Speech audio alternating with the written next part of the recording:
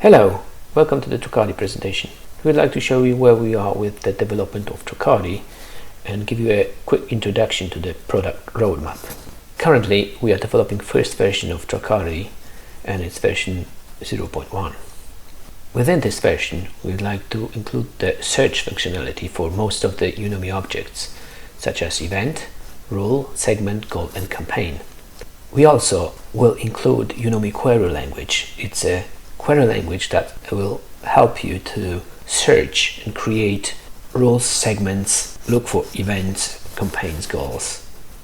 We also would like to include with the first version a functionality of creating rules and segments. These are the basic objects that will enable you to quickly start using UNOMI. The main part of TRACARDI is UNOMI query language. We've managed to write a proof of concept for UQL.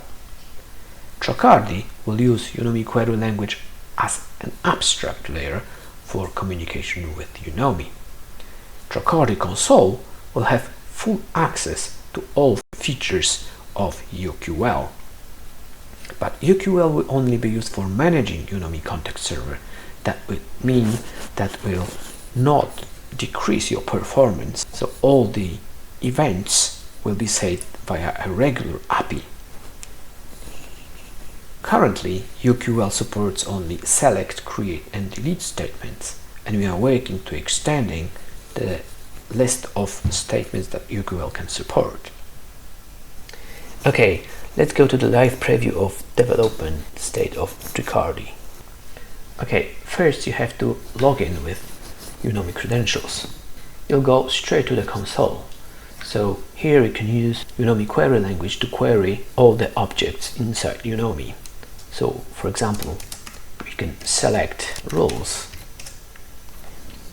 rule, and you'll see all the rules inside UNOMI. This is the answer from UNOMI API. The same you can do with event.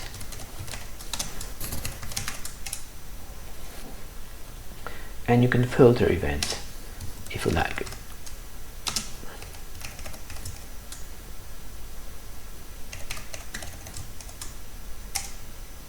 So you have events only for scope code 2. Of course, you can add Boolean condition type equals click. So you have only event types that are clicks. Of course, this is not the best way to interact with UNOMI. So we've added a visual interface where you can find events and interact with it. So for example, you can click on one of the events.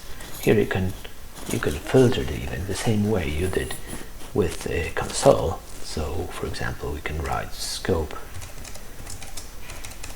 2 and type click. You have scope 2 clicks. Here, when you click on one event, you can see its details. So here you've got the metadata. You can see the session ID, profile ID, and other data. You can see properties. This is a flat version of properties. And you can see the answer from UNOMI API. The same you can do with rules. You can see that this rule was not created with TRACARDI, so you don't have additional information on the UQL that was used. But you can see metadata, and you can see UNOMI objects, UNOMI JSON. Okay. The same with segments. Right now we don't have segments, and the same thing with profiles. So you can see properties, profile properties, and UNOMI data. Now we'll create a rule. I just copy paste the name of the rule, select scope, type a rule description. I'm just copy pasting the examples so we can make it faster. Also, I will create condition, when this condition is met, the rule will be executed. And now we need to create an action. We have a predefined list of actions. This is very limited. We are working on extending the list of actions so you can do anything you want with the rule. I just copy-pasted the copy event to profile properties rule. It means that all the event properties will be copied to profile properties, of course, when the create condition is met. Okay, we have a summary of our rule, and we will just submit it to v0.1.0. Okay, the rule was created. You can see this rule here. When the rule is created with TRACARDI, you have additional information on the UQL it was using, so this is much easier to see what the rule is doing, because currently v0.1.0 data is not showing anything about the rule, anything about the logic of the rule. It just shows name and description. So right now you can see what the rule is doing. The same you can do with segment, same thing. And we have also additional object we call scope, but it probably be changed to source. Scope is it's basically a tracker code. So for example, for SAP4 will connect to the localhost 8181. This is where the v0.1.0 is installed, and this gives us